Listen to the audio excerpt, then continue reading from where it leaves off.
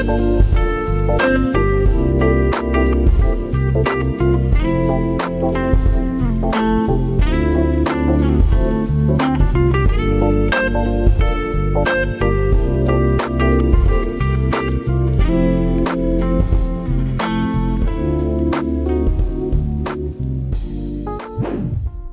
bismillahirrahmanirrahim. Assalamualaikum warahmatullahi wabarakatuh. Kita ketemu di dalam acara rencana pembayaran semester RPS. Tapi sebelumnya kita ketemu dalam ini kewirausahaan dan bisnis digital.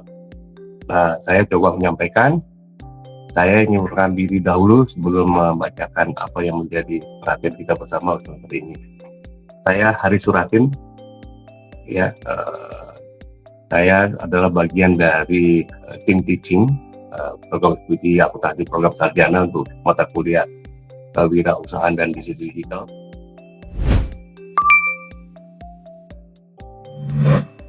Oke, pertama saya ucapkan Bismillahirrahmanirrahim. Assalamualaikum warahmatullahi wabarakatuh. Waalaikumsalam warahmatullahi wabarakatuh. Yang kedua, selamat datang di kelas kewirausahaan dan bisnis digital.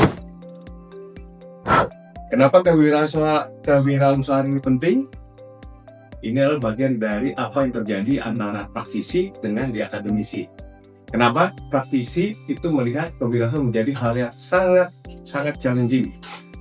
Kalian tahu berapa omset dari total para UMKM atau wirausaha kita seluruh Indonesia? Itu lebih dari 800 triliun. Nah, tapi kita tahunya hanya yang besar-besar saja. Nah, mungkin dalam kesempatan ini saya coba ngelakuin semua. Nah, menjelaskan pada Anda. Yang kedua, kenapa bisnis digital? Karena semua sekarang berjalan dengan digital. Semua yang diketahui dengan digital. Contoh sederhana bisnis digital adalah Tokopedia. Ya, itu memberikan makna yang mendalam bagi para customer dan juga para produsen maupun para ekosistem yang ada di dalamnya. Baik, kita lanjut ya. Oke, ini adalah tiga SKS. Nah, ini adalah CPR prodi yang dibebankan pada mata kuliah ini, ya, untuk capaian pembelajaran lulusan. Karena apa? Untuk mencapai pembelajaran lulusan ini agar kalian lebih siap, lebih mumpuni dan lebih mempunyai karakteristik yang tepat proper untuk menuju yang namanya kewirausahaan dan bisnis digital. CPR prodi yang dibuat pada mata kuliah saya, pada kuliah kita adalah, ini berdasarkan kesepakatan dari semuanya, dari tim teachingnya ini adalah keterampilan umum. Nah, keterampilan umumnya apa? Yaitu satu, mampu menunjukkan kerja tim, kepemimpinan yang bertanggung jawab atas pekerjaan sendiri dan capaian organisasi, adaptif serta keterampilan interpersonal dan sosial dalam menganalisis isu-isu dan tantangan terkini. Itu CPR 2. Kemudian yang kedua, mampu mengkomunikasikan ide, gagasan, dan pengetahuan secara efektif, serta menggunakan seluruh kemampuan tersebut untuk berargumentasi dan bernegosiasi dalam mencari solusi untuk permasalahan ekonomi dan bisnis baik secara lisan, tulisan, dan visual. CPL 3. Yang ketiga, mampu mengambil keputusan manajerial melalui pemikiran kritis dan mandiri, tepat, kreatif, dan memberikan petunjuk dalam memilih berbagai alternatif solusi secara mandiri maupun kelompok atas permasalahan ekonomi dan bisnis berdasarkan analisis informasi dan data dengan menggunakan teknologi yang relevan. Itu CPL 4. Gimana CPL-nya? Ngeri kan? Ngeri. Oh, tapi kan mantap ini kalau lulus. Kalau mengetahui ini semua, kalian otomatis bisa jadi wirausahawannya paling bagus, ya. Tapi tentunya tidak mudah. Harus ada proses yang harus dilalui. Nah, ini pengetahuannya. Pengetahuannya nomor 4 adalah mampu menguasai secara mendalam konsep teoritis akuntansi, audit dan perpajakan yang berlaku di tingkat nasional maupun global, serta memahami prinsip-prinsip tata kelola bisnis, ekonomi, manajemen, komunikasi, analisis data, dan nilai-nilai bela negara. CPL 5. Ya. Sebenarnya nilai-nilai bela negara itu abstrak, tapi konkretnya adalah bagaimana etika dan adab itu bisa diterapkan dalam setiap proses komunikasi dengan siapapun dia, insan sivitas akademika, untuk mendapatkan makna dari bela negara sendiri. Nah, kemudian capaian pembelajaran mata kuliah atau CPMK. Nah, setelah mengikuti kegiatan pembelajaran mata kuliah kewirausahaan dan bisnis digital, mahasiswa semester ini mampu able to master theoretical dan practical concepts related to entrepreneurship, characteristic, operational procedure, risk and regulation and product of service. Kemudian ada financial service, economics and business management, ada SWOT analysis, entrepreneurial strategic planning dan marketing, mixed strategy, entrepreneurial orientation, entrepreneurial marketing, dan entrepreneurial finance, human resource management, dan entrepreneurship 4.0. Ya, yang kedua ini adalah kita melihat nanti CPMK-nya able to analyze strategic entrepreneurial planning, entrepreneurial orientation, entrepreneurial marketing, finance, human resource. Sebenarnya human resource tambah satu lagi baru sekarang adalah human capital, ya. Kemudian able to apply entrepreneurship 4.0, conduct an analysis of a competitive advantage of MSME, medium small management enterprise, and understand the role of women in MSME, womenpreneurs. Womenpreneurs ini menjadi penting karena hampir di bumi kita atau di dunia manapun jumlah wanita lebih besar. Kemudian yang ketiga, internalizing the spirit of independence, struggle, and entrepreneurship, able to work together, communicative, innovative, dan be responsible for the achieving groups work results, and supervise and evaluate the completion of work assigned to worker under the responsibility. Ya, nah ini yang paling berat sekarang masalah adalah sub CPMK-nya. Sub-subnya terdiri dari apa saja.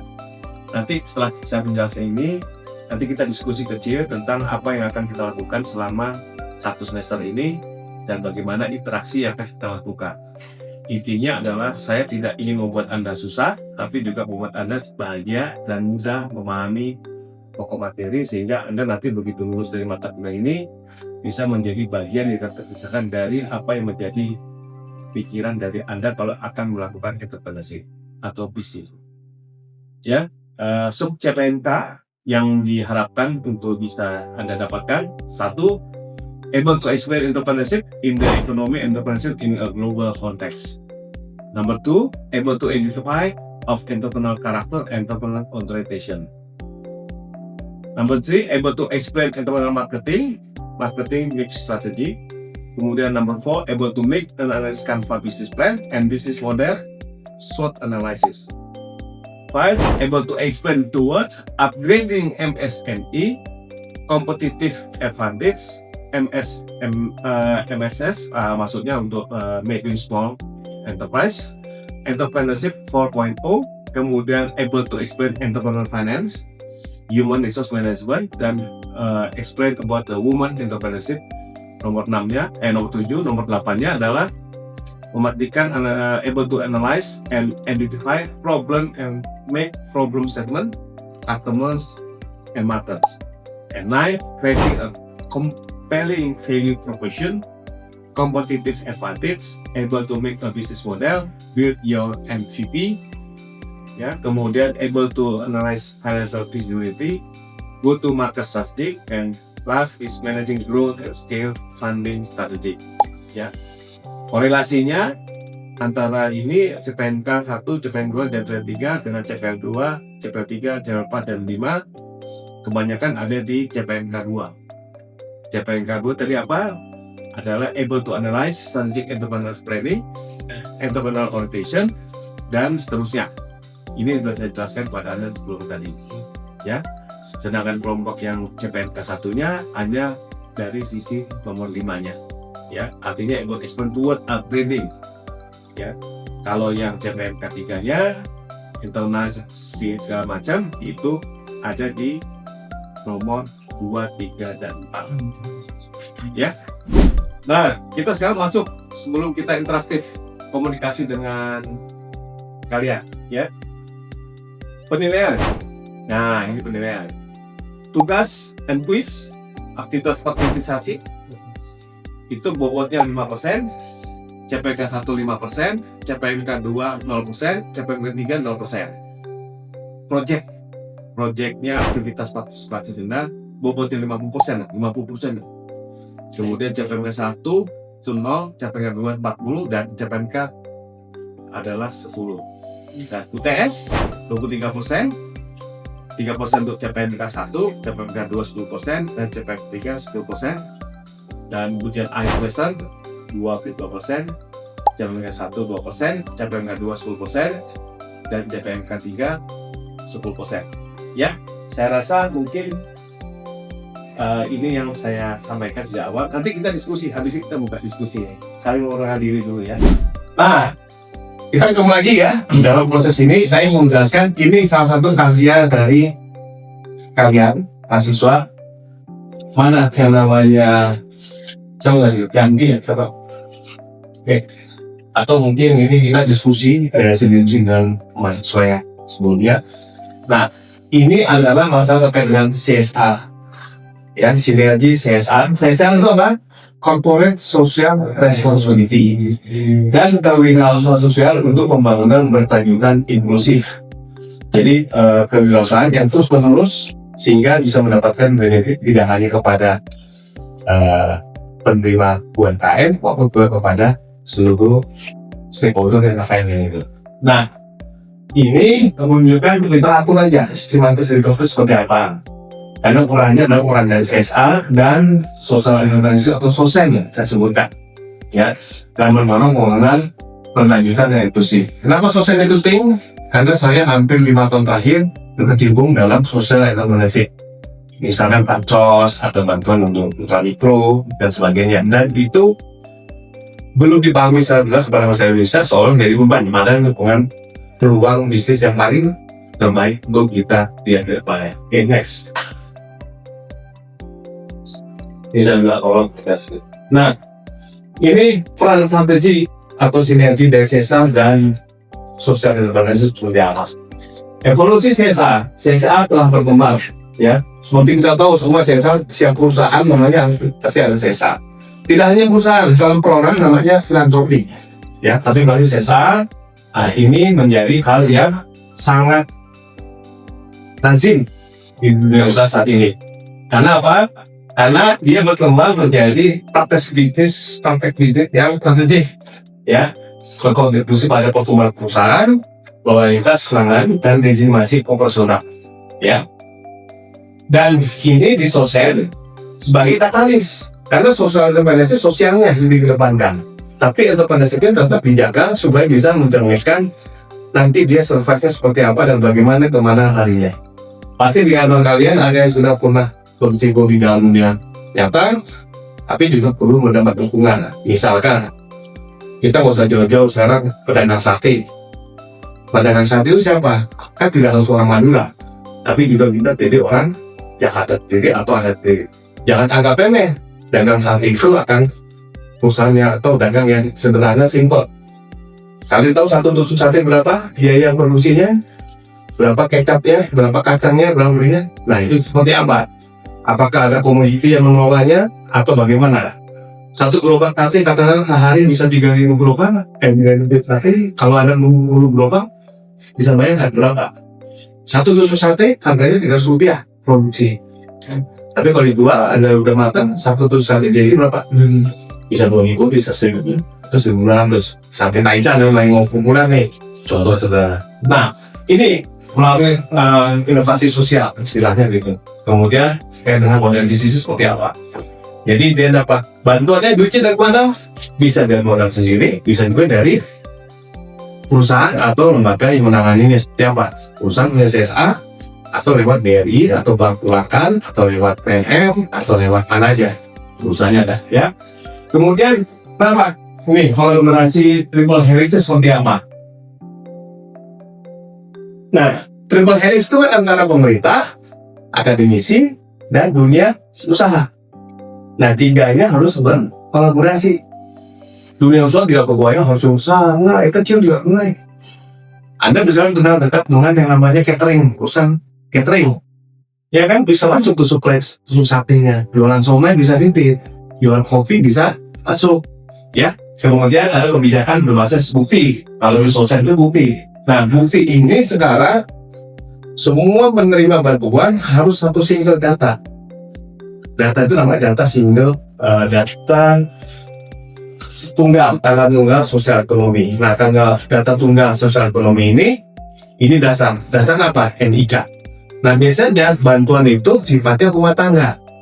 Sedangkan rumah tangga di dalamnya ada individual, anak, mantu, segala macam ada. Kan nggak boleh disatukan, harus dipisahkan dengan individual.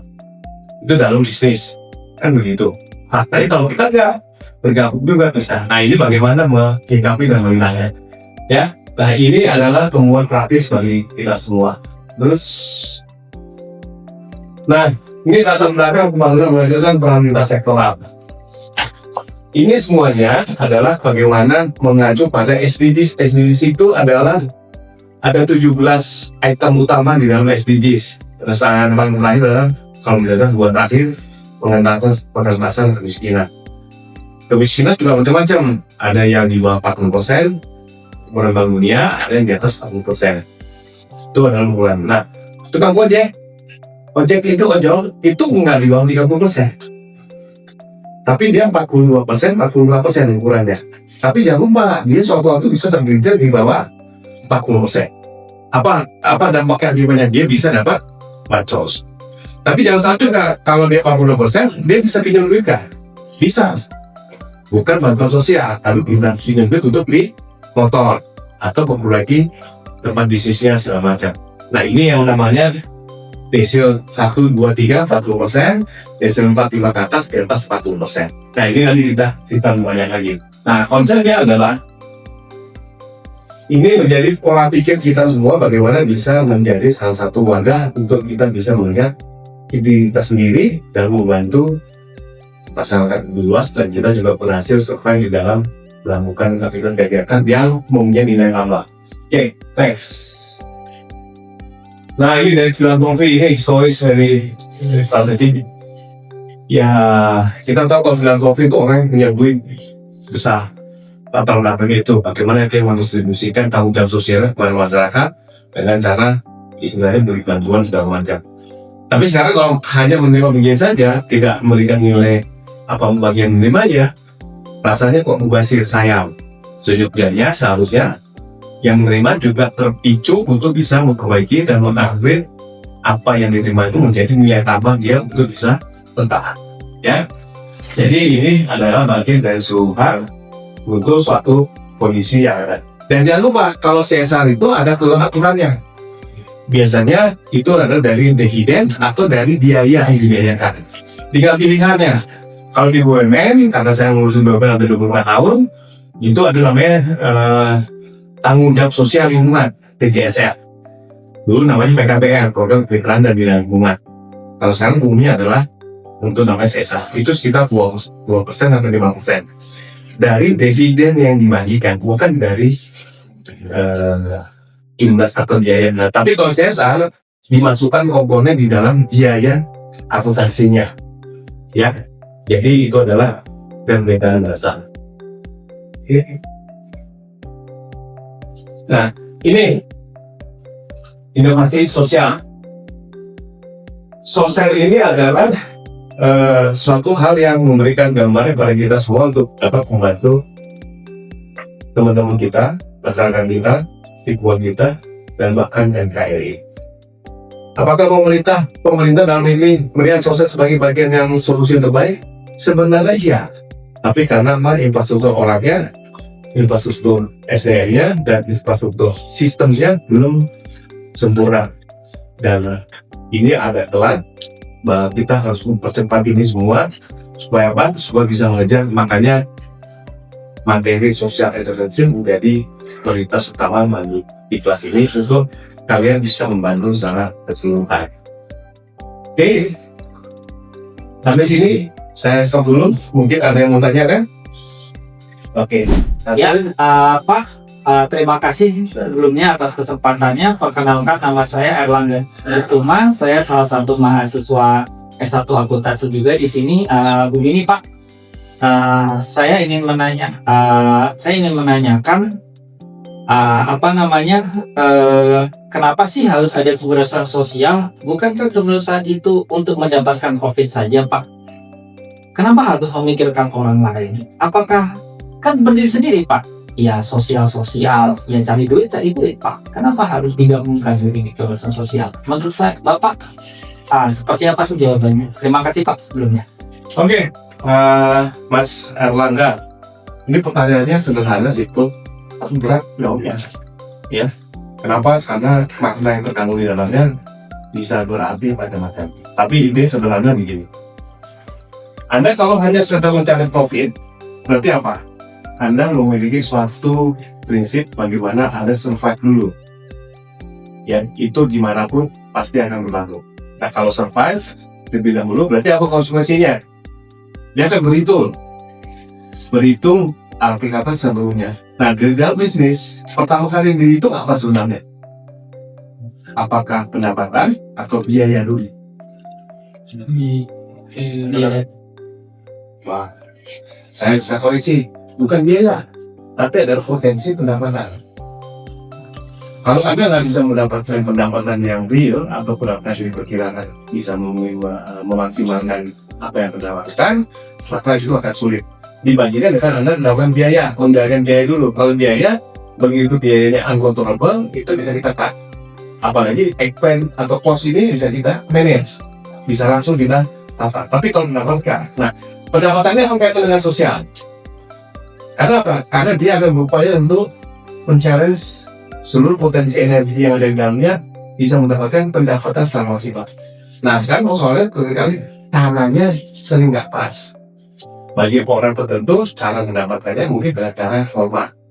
Tapi bagi bagian perusahaan atau orang tertentu, cara mendapatkannya tidak normal. Nah, antara normal dan tidak normal ini seringkali mix, bercampur.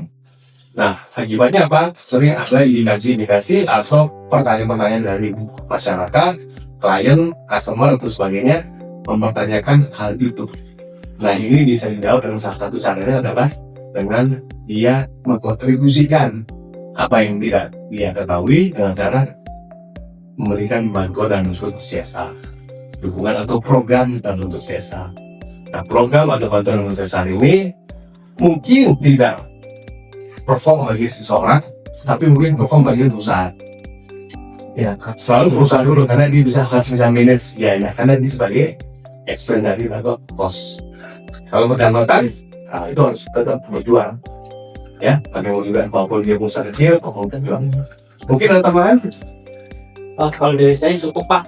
Mungkin silahkan bagi yang lain kalau ada yang mau bertanya. Ada. Enggak. Gila, cuy. Boleh. Saya mau tanya, mau beli nggak? Kalau Anda baru pertama kali kerja, apa yang harus pikirkan? Gaji. Gaji. Hanya itu. Saya sama rezeki nggak? Masih pertama kali masuk ke dunia kerja. Beban kerjanya, Beban kerja. Ini gaji. Dapat milik dengan pendapatan. Beban kerja biaya. Beban kerja biaya nggak pikir dulu. Yang penting bagaimana saya bisa mendapatkan uang atau penghasilan. Caranya gimana? Kreatif, inovasi, terus susul dengan etika dan ada. Kalau Anda melakukan suatu bisnis yang misalnya contoh Anda jualan narkoba, pendapatan gede kan tuh. Benar nggak, Bu? saya nggak tahu, Pak. Yang sih yang ini kan gimana? Coba. Misalkan, banyak kalau penghasilan pasti kalau jualan narkoba. ya. Jadi jualan yang sifatnya melanggar etika dan kadang pasti akan nilainya akan besar. Tapi kalau udah cuci uang dengan cara tadi beri bantuan segala macam, bisa diterima nggak? Yes. Nggak juga. Kalau ketahuan pasti nggak mungkin orang dia. Dan pasti ada sanksi hukumnya, sanksi sosial terutama. Ya, nah ini yang menjadi lamaran kita untuk belajar lepas seperti apa. Mungkin itu dulu. Ya, oke, saya rasa cukup ya. Sampai ketemu lagi di lain waktu dan mohon di yang kuliah kedua, kuliah 3 dipelajari dan dapat. Jangan lupa tugas kalian pokok adalah bagaimana kalian menyampaikan pokok materi dan kita diskusi akan materi tersebut. Sekian, sampai ketemu lagi di lain waktu kesempatan, baik oleh saya maupun tim teaching lainnya. Ya, terima kasih. Assalamualaikum warahmatullahi wabarakatuh. Waalaikumsalam warahmatullahi wabarakatuh.